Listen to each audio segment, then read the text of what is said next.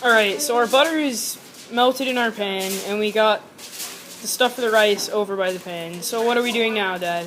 So we're going to take the rice in, and we're going to pour it in, and we're going to brown it a little bit.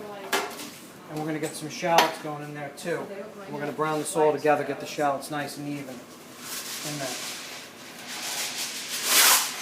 The shallots give it a really great flavor. You could also use garlic if you want to, if you don't like shallots. I would just keep them whole and crush the cloves so you can fish them out later because diced garlic's a little strong.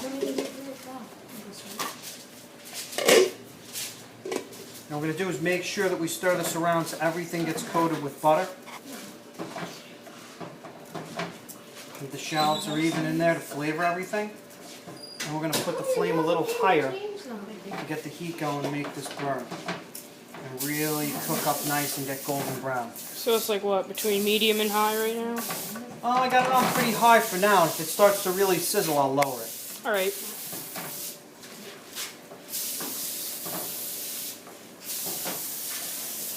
So what are you doing over here, Mom? I just got the pans ready for the chicken and the asparagus. These just basic cookie the trays cookie with tin sheets. foil over them? I put aluminum foil on them so that I can have less scrubbing to do later. And I spray some Pam on them so that they don't stick. Alright. Very easy. And I'm going to make a mixture to bread the chicken.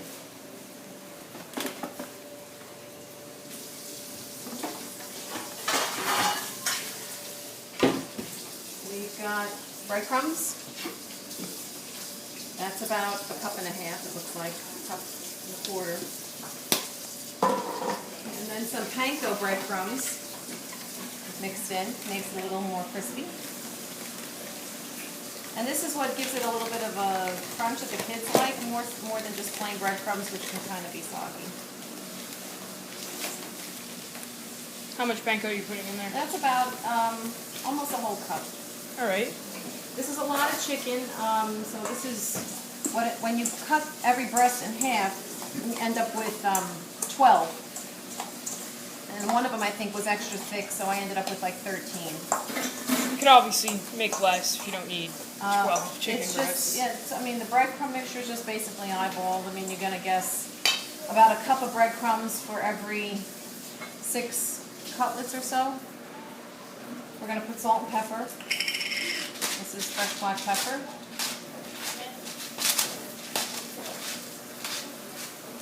And some sea salt.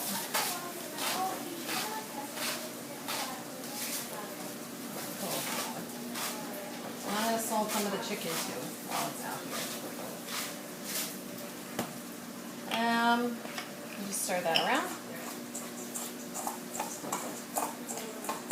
We're going to add a little bit of pecorino romano. This is probably about a quarter of a cup. Could you add more or less cheese depending on taste? You could, but you don't want too much cheese in there. And if you're not going for any kind of Italian flavor, you leave it out altogether. Could you add like herbs? I'm going to put some parsley and some garlic powder in here. And Alright. Daddy's got the risotto ready for the next step, I believe, so you can move over to him. Alright. So, what are we doing over here, Dad? Just want to make sure that it's getting this golden brown color that you see right in here.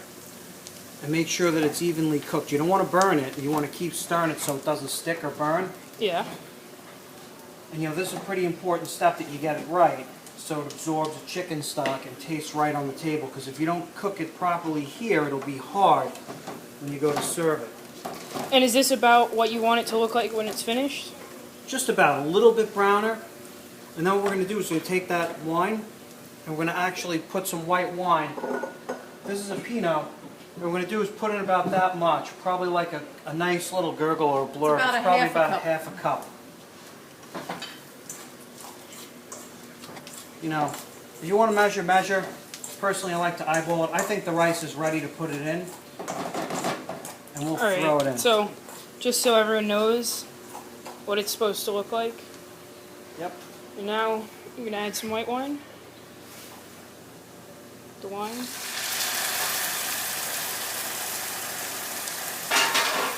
I love that sound.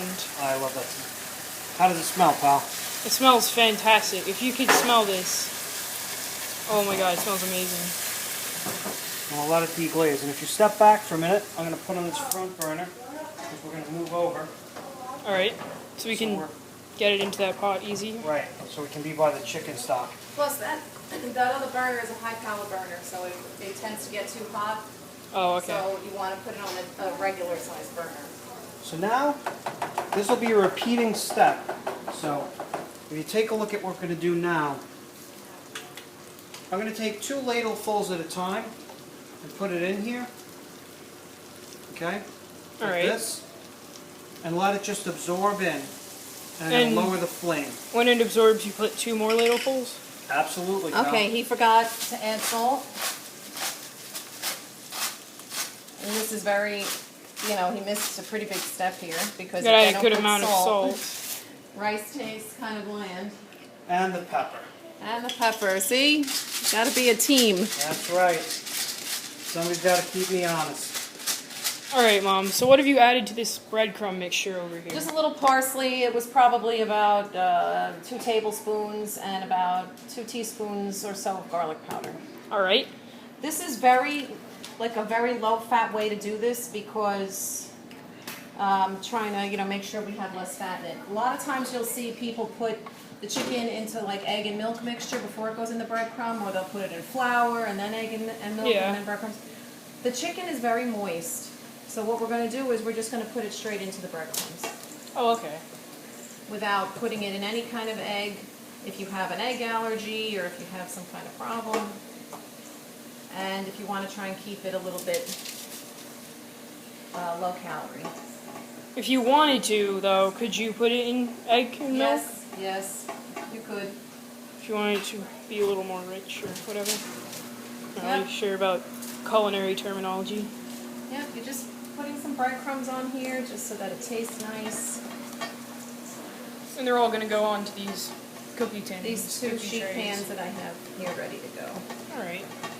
So I'll do this. This is, Daddy can show you what the chicken stock absorb looks like. So you're just going to keep breading these and I'm putting them on going the to pans? keep going here because I have about 12 or 13 to get done. I'll have 2 sheet pans full when I'm done. All right, and my dad's ladling in chicken stock a little bit at a time. And this is what it should look like when it's ready for the next 2 ladlefuls. Now, we're not going to salt it and pepper it again because it's ready to go. And we're going to just let this absorb. And we're going to keep repeating this step until all the chicken stock's gone and in the rice. So Yeah, that makes sense. we can definitely take a break because this takes about, what, hon, about 45 minutes? By the time, every step in between, the rice has to absorb, and you add more stock, and then you stir it, and add more stock, and A little bit of a labor of love. You got to keep working it. All right. Thanks, bud. that's for sure.